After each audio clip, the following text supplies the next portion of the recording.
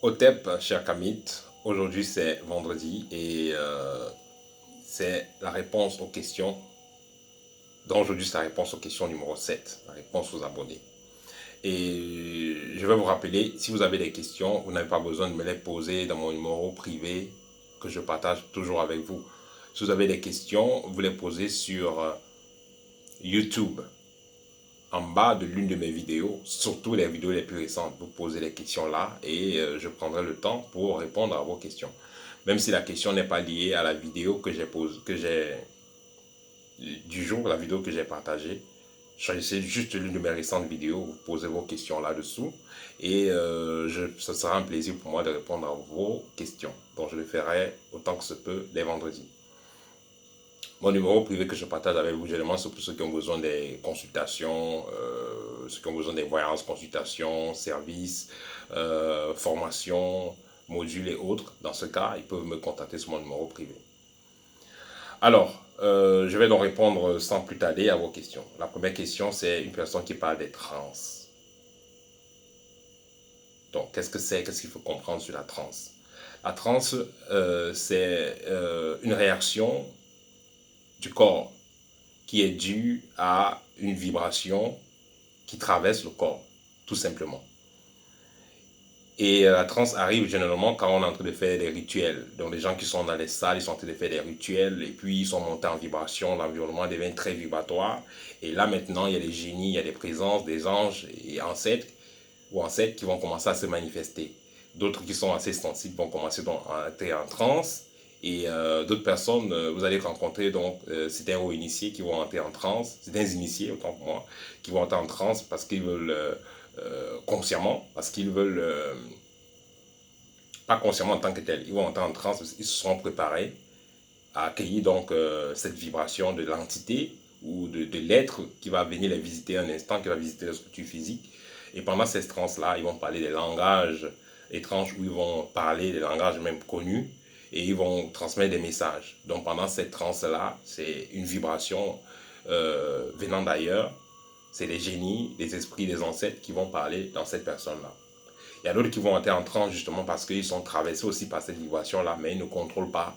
Et dans ce cas, ils commencent à bouger, ils commencent à trembler. Justement, c'est parce qu'il y a quelque chose, un code qui passe, un code que le corps ne comprend pas, un code que le corps ne connaît pas. Et c'est ça qui fait des tremblements. Donc c'est ce qui arrive généralement quand il y a des rituels faits par des hauts initiés ou par des initiés. Donc quand on ouvre des portails, quand des vibrations qui ne sont pas maîtrisées, des vibrations qui ne sont pas habituelles arrivent, donc des vibrations qui sont donc émises par ces êtres vivant dans des fréquences très différentes de la nôtre, alors il y a trans.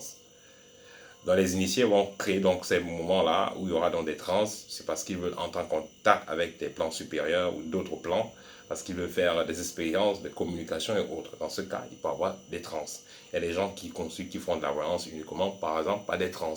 Ils entrent en transe, donc il y a une entité qui va entrer dans eux et ils vont être en transe et ils vont passer des messages. Cependant, il y a une autre forme de transe qui va être due à des possessions maléfiques, des possessions téléguidées. C'est-à-dire que vous avez quelqu'un de la famille qui vous contrôle, qui est assis sur vous spirituellement et qui, de temps en temps, quand il a besoin d'énergie, il envoie ses tentacules en vous pour vous vampiriser. Et dans ce cas aussi, vous pouvez tomber en transe. Il y a des cas aussi qui vont ressembler à la transe, mais ce n'est pas réellement la transe, qui seront des cas cliniques. C'est pourquoi si vous avez des doutes à ce niveau-là, si vous êtes possédé ou pas, si c'est une transe normale ou pas, il faudra vous rapprocher de quelqu'un pour qu'on vous scanne, on vous consulte spirituellement, on essaie de voir qu'est-ce qu'il y a comme problème et vous proposer une solution.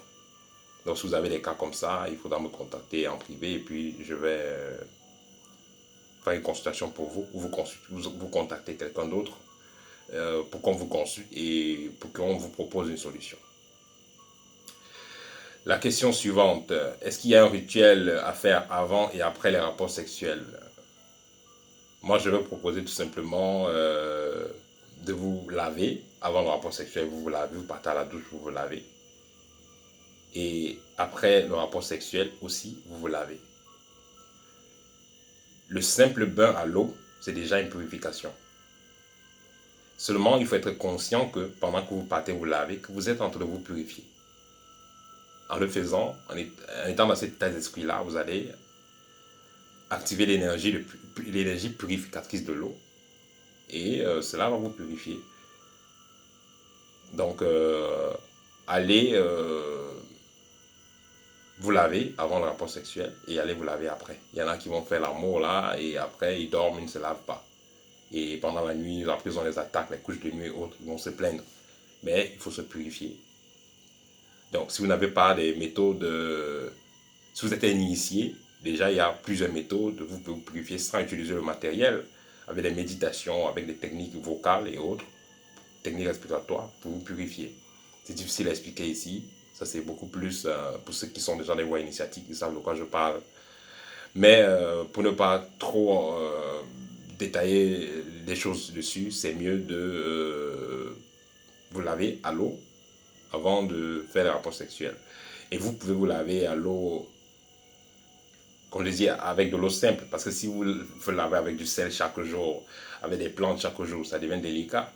Donc, ça devient un peu délicat parce que là, tout le temps, acheter le basilic, tout le temps, acheter des herbes et tout, certaines plantes, ça va être un peu cher à un moment donné. Pour ceux qui vivent en Europe surtout, voilà. Donc, l'eau déjà a une certaine puissance. Il faudra que vous l'activez déjà avec la volonté et le désir. Voilà. Et vous ne pouvez pas vous laver avec du sel, l'eau salée, avant d'aller faire des rapports sexuels. Imaginez votre partenaire, vous allez embrasser votre partenaire et tout ça, bon, le corps sera salé, ça devient... C'est assez gênant, voilà. Parfois, on a besoin du naturel. Voilà. Question suivante. L'eau lunaire. Bon, l'eau lunaire, j'en parle dans mon livre. Dans mon livre, dont le titre est libre, j'en parle de l'eau lunaire, l'eau de la mer, l'eau magnétisée et tout ça.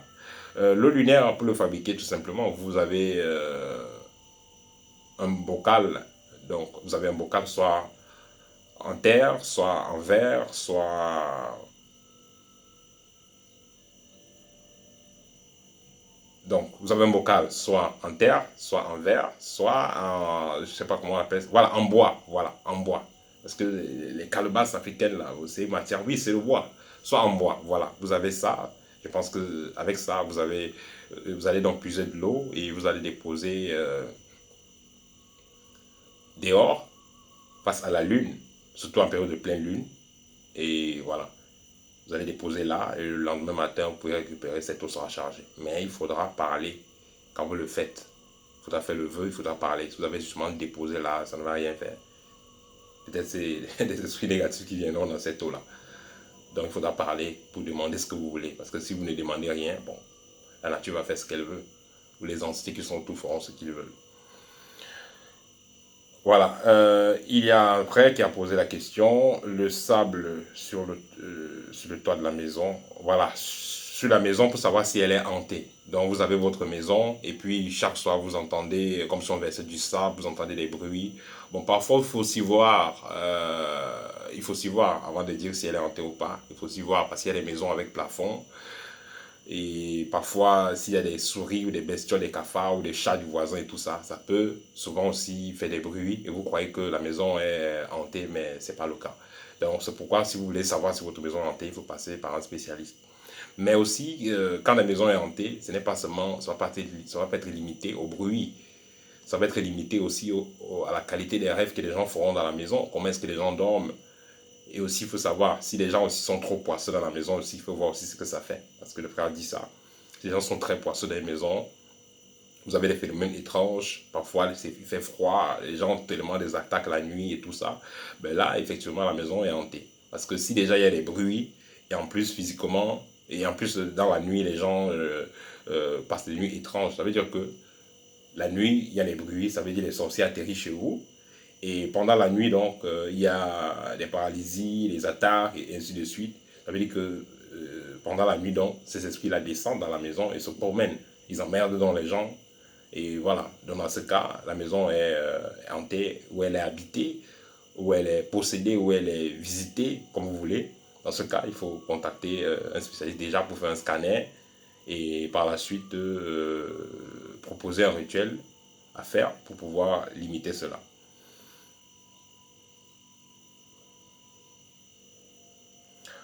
Question suivante. Quelle différence faites-vous entre mage, sorcier, éveillé spirituel? Bon, moi je vais dire que tous ces gens-là sont des éveillés spirituels. Éveillés dans le sens que c'est des gens qui connaissent les lois spirituelles, c'est des gens qui sont conscients de leurs différents corps, c'est des gens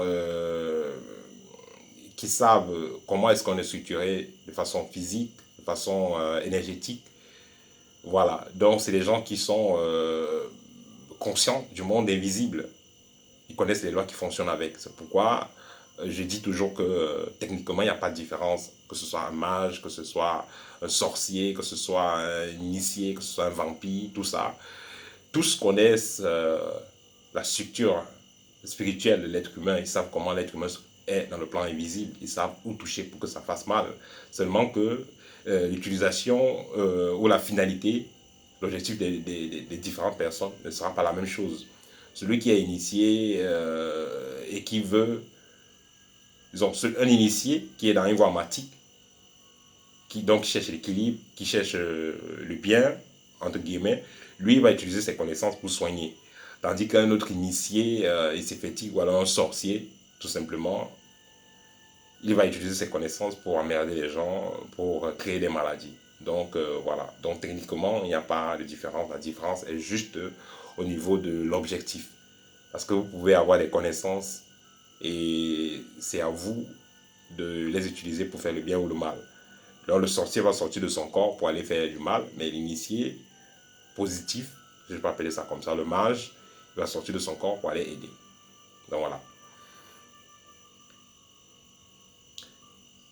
Une autre question, à quoi est-ce que l'égrégore Kamit, l'égrégore de notre école Kamit est connecté?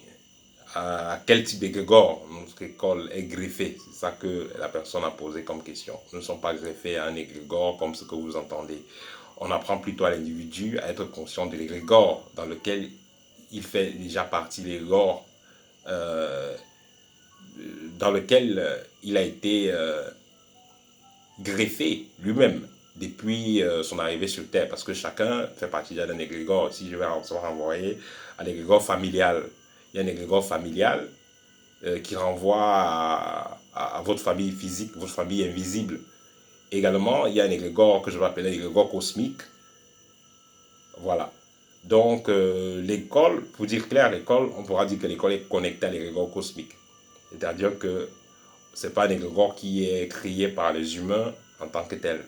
Parce qu'il y a un égrégore qui a toujours existé, qui existera toujours. Ça n'a rien à voir avec les humains. Il s'agit tout simplement des astres. Il s'agit simplement de la Terre, du ciel, du soleil, la lune. Voilà. Voilà ça qu'on nous sommes connectés. À l'univers, tout simplement. Pourquoi est-ce que l'école n'accepte pas des personnes qui font partie des loges maçonniques, rosicruciennes, ainsi de suite? Justement, on n'accepte pas les gens qui sont déjà dans des autres écoles initiatiques, surtout occidentales. Si c'est une école initiatique africaine, ça dépend.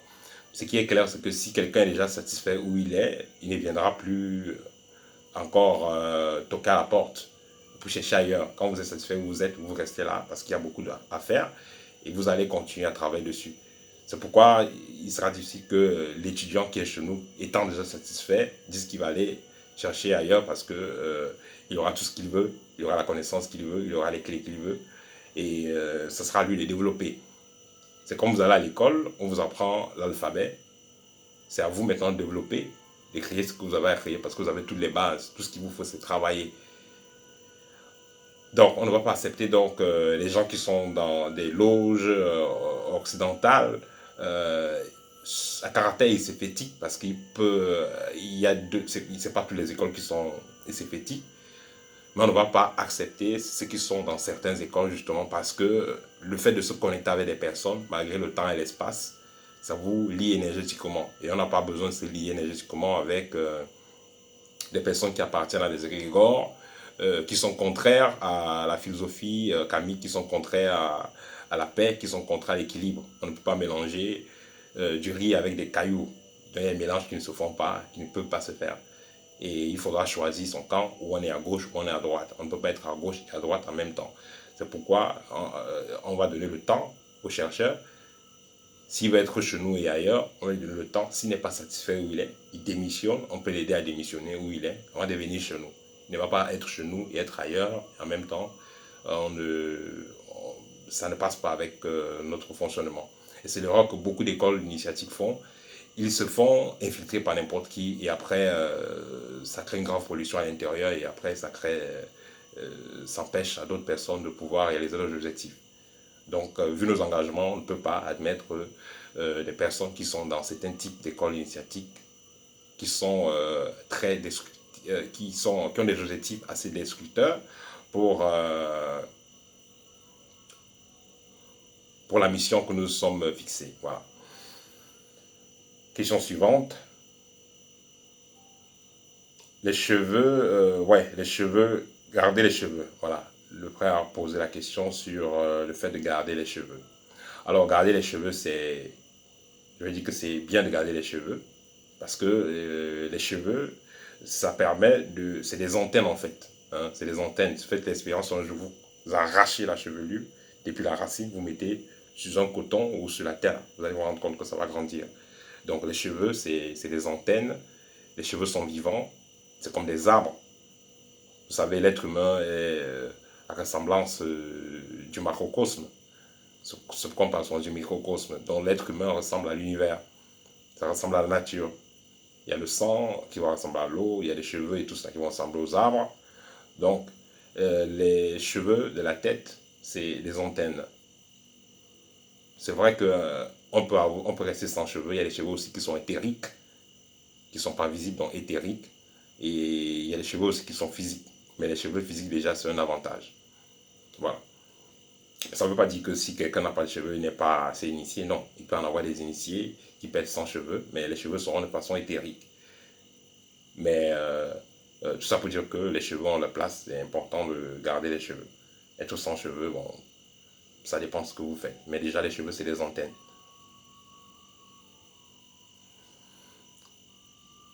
Question suivante, des entités pour briller.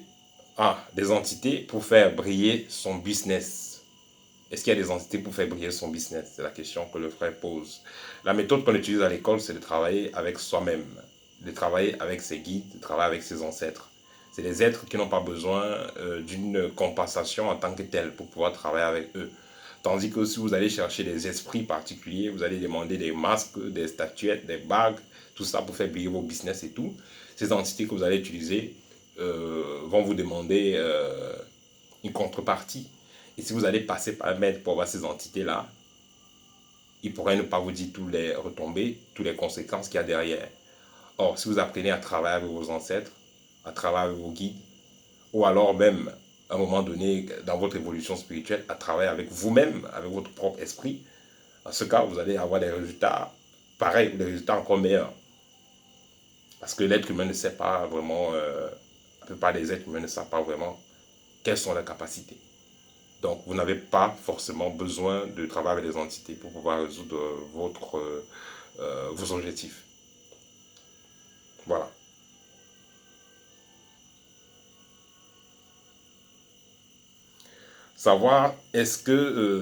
Comment savoir si son argent est travaillé. L'argent qu'on vous a donné, on vous a offert de l'argent. Ben, la meilleure façon de savoir, disons, ce qui peut vous faire savoir si un argent est travaillé ou pas, c'est si vous êtes initié.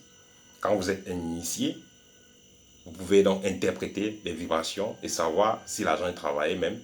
Savoir même quel type d'incantation on a fait sur cet argent, quel type d'énergie on a déposé sur cet argent. Est-ce qu'on a travaillé sur cet argent pour que vous ne fassiez rien avec? Est-ce qu'on a travaillé sur cet argent pour vous tuer même? Est-ce qu'on a travaillé sur cet argent pour que vous tombiez malade? Est-ce qu'on a travaillé sur cet argent pour vous appauvrir? Donc c'est des énergies assez différentes. En tant qu'initié, vous pouvez lire ce qui a été fait sur cet argent. Et la bonne nouvelle, c'est que vous pouvez reprogrammer cet argent. Parce que l'argent est neutre, en quelque sorte, et tout dépend de la programmation qu'on a fait sur cet argent. Donc, que l'argent, ça travaille ou pas, en tant qu'initié, ça ne vous dérange pas, parce que vous pouvez reprogrammer cet argent. La tête de mort au cimetière. Ça, c'est des rituels compliqués, hein? Les gens qui partent chercher les têtes de mort au cimetière, tout ça, c'est des rituels compliqués, c'est des rituels qui n'ont rien à voir avec l'équilibre, qui n'ont rien à voir avec la croissance spirituelle. Donc on vous envoie déjà aller chercher les têtes de mort, les oreilles de mort, les pieds de mort, tout ça au cimetière là, il faut éviter. Et si vous en avez fait, il faudra contacter un spécialiste pour bien vous nettoyer parce que vous allez vous connecter à ces énergies-là et ça va vous créer du tort. Parce que vous allez prendre la tête du mort de quelqu'un. Est-ce qu'il fait partie de votre famille? Est-ce qu'il vous connaît? Vous allez prendre sa tête pour faire vos choses, il n'y a pas de problème. Mais après, cet esprit-là va vous coller. Il va rester derrière pour vous emmerder. Et tant que vous n'êtes pas conscient de cela, il va continuer à vous emmerder. Vous allez aller prier, faire tout ce que vous voulez. Ça ne va pas marcher parce que c'est vous qui allez frapper à la porte. Il faut qu'il y ait réparation. Il faudra équilibrer ce que vous avez déséquilibré. Voilà, aller se laver au cimetière. Aller se laver au cimetière. Effectivement, ça aussi, c'est des rituels assez compliqués. Dans certains cas, je pense que j'ai vu ça au Bénin. Certaines personnes qui sont traumatisées, poursuivies par des sorciers, ils vont aller se laver au cimetière, sur la tombe de leur grand-père ou de leur grand-mère, soit disant qu'après ce bain, on va plus les trouver, la personne qui les cherche va trouver leur grand-père, va trouver leur grand-mère. Bon, ça dépend de qui vous attaque. Si celui qui vous attaque est réellement expérimenté, même après ce bain, il va continuer à vous attaquer. Et si celui qui vous a envoyé faire le rituel, lui aussi n'a pas une certaine maîtrise, alors après avoir fait ce rituel, au contraire, vous allez vous retrouver dans plus de problèmes parce que vous aurez beaucoup de morts qui seront derrière vous. Et voilà. Il faut comprendre que dans les cimetières, autant de tombes que vous voyez, autant d'esprits fantômes il y a autour. Donc, il faut faire très attention. Ce n'est pas parce que vous avez vu la tombe de 10 personnes qu'on a enterré 10 personnes au cimetière. Il peut y avoir la tombe de 10 personnes, mais il y a une centaine de personnes qui sont là. Peut-être sans croire, on a mis comme ça dans la terre. Donc tout ça, il faut faire attention. Quand vous allez vous mettre à poil dans un cimetière pour vous laver, ben, vous êtes en train d'appeler les esprits. Vous êtes en train d'appeler les esprits, vous êtes en train d'appeler les démons aussi, parce qu'il y a tout au cimetière. Vous êtes en train d'appeler des esprits qui vont vous poursuivre, et des démons qui vont vous poursuivre. Et quand je parle de démons, je dis toujours c'est les esprits non évolués. Parce qu'au cimetière, il y a des esprits, c'est clair qu'il y en a qui sont dans les cimetières, dans le corps, dans les ossements, dans les reliques sont au cimetière, mais qui ont retrouvé les plans supérieurs. Mais il y en a aussi qui n'ont pas retrouvé les plans supérieurs et qui sont en train de errer. Et quand vous allez donc aller proposer votre nullité et tout ça, aux heures, surtout aux heures de passage qui sont là, ben, vous allez vous lier à eux et ils vont vous chercher et voilà. Et ça sera difficile de vous déconnecter d'eux. Et vous serez donc une vache à lait pour eux, parce que là, ils vont vous vampiriser à tout bout de champ et vous serez dans la merde. C'est pourquoi c'est des rituels qu'il faut vraiment éviter. Si vous avez besoin de vous délivrer spirituellement, il y a plusieurs techniques, il y a des spécialistes pour ça. Vous avez besoin de briller, il y a des techniques, il y a plusieurs spécialistes pour ça. Donc vous n'avez pas besoin d'aller chercher les morts, il faut les laisser où ils sont, laissez-les reposer, ceux qui dorment, laissez-les dans les activités, parce qu'il y a un monde parallèle là-bas, et restez là où vous êtes. Donc ne précipitez pas les choses, laissez les morts là-bas et restez chez les vivants. Voilà. Je pense que là, j'ai répondu à l'essentiel de vos questions.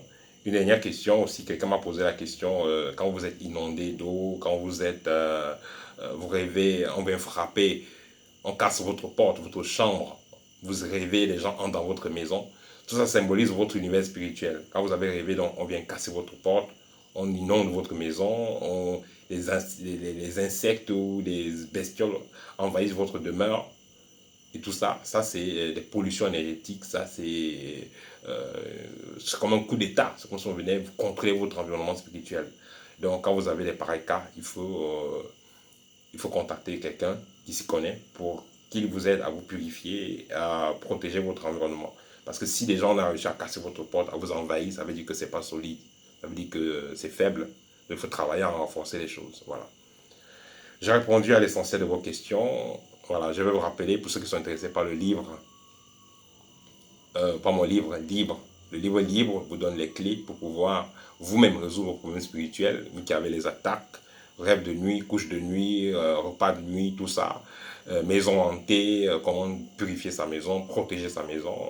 Le livre vous explique quel type de plantes utiliser pour vous purifier, quel type de racines, écorces à utiliser, vous purger, pour pouvoir enlever dans vos corps les effets, les poisons mystiques, parce que voilà, ça existe, les poisons mystiques, poisons de rêve, repas de rêve, dans les gens qui ont des blocages aujourd'hui parce qu'ils ont passé des années à manger dans les rêves, ils ont passé des années à être violés spirituellement.